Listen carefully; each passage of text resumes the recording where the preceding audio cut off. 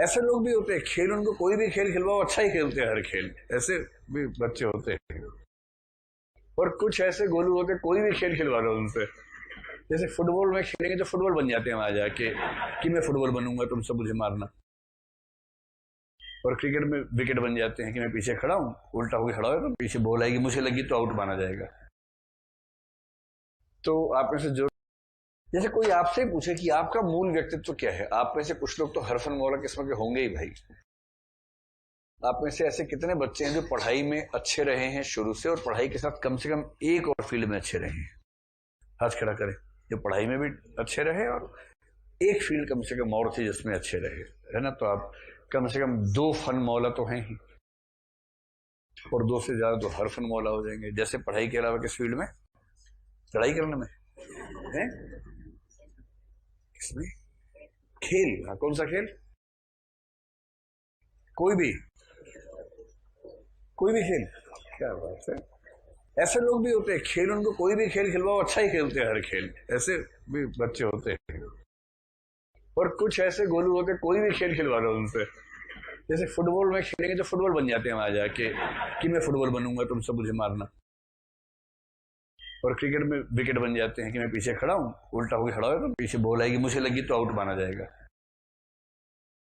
तो आप में से जो लोग ऐसे हैं, 2 या 3 या उससे ज्यादा मतलब क्षेत्रों के माहिर हैं, अगर पूछना हो कि उनका मूल व्यक्तित्व क्या है, क्या आप में से किसी को डाउट है अपने बारे में कि मेरा मूल व्यक्तित्व क्या है, समझ ही नहीं आ रहा अब तक? ऐसा किसी को डाउट है तो हाथ खड़ा करें।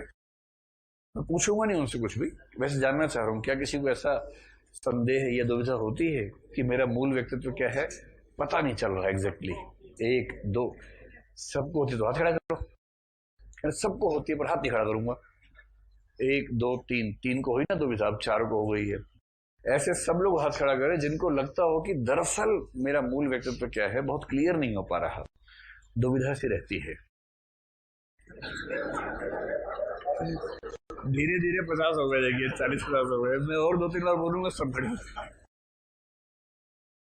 और कितने लोग ऐसे जिनको अच्छे से पता है कि मेरा मूल व्यक्तित्व यही है और मुझे इसकी खोज करने की जरूरत नहीं है, वो भी लोग हाथ खड़ा कर ले। 1 2 3 4 5, क्या है मूल व्यक्तित्व बताइए? प्रशासक। कंफ्यूजन नहीं होता, प्रशासक बनना तो बनना, बात खत्म हो गई। प्रशासक, उसके अलावा कुछ करना ही नहीं जिंदगी में, चाहे जो हो जाए। कलेक्टर या पुलिस, अच्छा उसके अलावा कुछ हो ही नहीं पाता है, सिर्फ यही हो पाता है।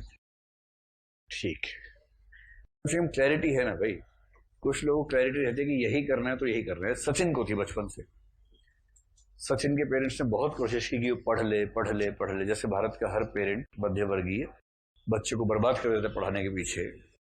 पढ़ोगे लिखोगे बनोगे नवाब, खेलोगे कूदोगे बनोगे खराब, ये बकवास कर करके सारी प्रतिभाएं खत्म हो जाती हैं हमारे देश में। खूब कोशिश की पर बच्चा विद्रोही था, बच्चा बोला मैं तो खेलूंगा। घर में पिटता था, जाके बॉल को पीटता था उतना ही, और उससे महान खिलाड़ी बन गया। फिर पेरेंट्स ने कहा हमें तो बचपन से ही पता था। क्या पता था बचपन से? हमने तो पूरी कोशिश की कि वो ना बन पाए खिलाड़ी, और जब बन गया तो हमें तो बचपन से पता था। ये तेवर है। लेकिन जिस बच्चे को बचपन से पता है ना कि मैं किस चीज के लिए बना हूं, एकदम यूनिडायरेक्शनल, एक दिशा में सीधा चलता रहता है, और कई बार सफलता के झंडे गाड़ भी देता है। सफलता की अधिकांश कहानियां इस प्रकार की हैं। कुछ दूसरे प्रकार की हैं, जिसमें से आपने जो पहले 2 लोगों ने हाथ खड़ा किया फिर करते करते 50 हो गए थे ना, उस रास्ते की बात करें तो हम में से अधिकांश व्यक्ति को सच में ये नहीं पता होता कि हमारा मूल व्यक्तित्व क्या है, क्योंकि वो इतना ढक जाता है। बच्चा पैदा हुआ, माँ ने कहा मैं इसको ये बनाऊंगी, बाप ने कहा ये बनाऊंगी, दादा कह रहे मैं तो ये बनाऊंगा, चाचा कह रहे मैं ये बनाऊंगा, मैं इसको रिक्शा वाला बनाऊंगा, मैं इसको पान वाला बनाऊंगा, मैं इसको ये बनाऊंगी, मैं उसको वो बनाऊंगा, सब चल रहा है।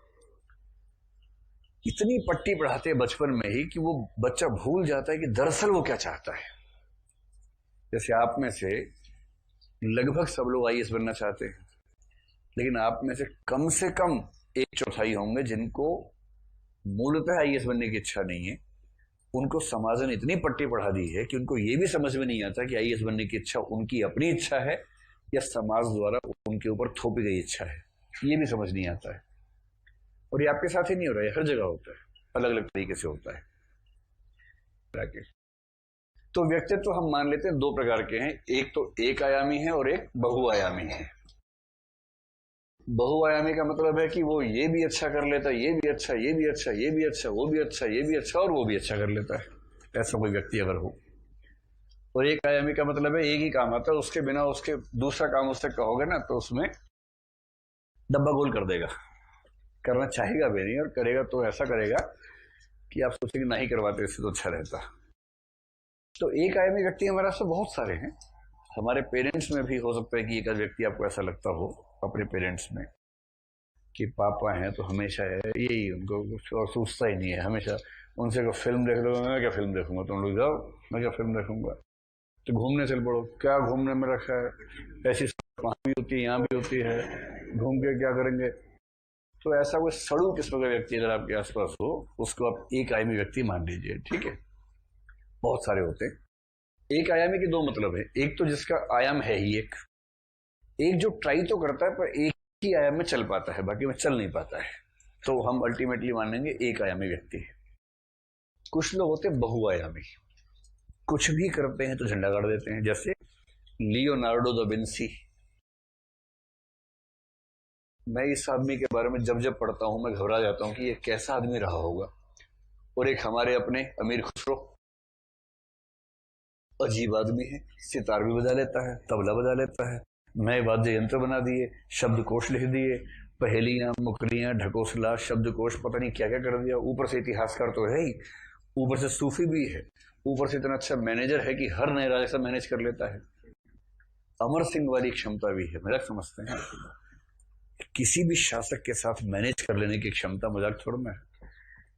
इतनी जबरदस्त पीआर स्किल्स लेके जो व्यक्ति पैदा हुआ है वो अमीर खुसरो हमारे इतिहास में।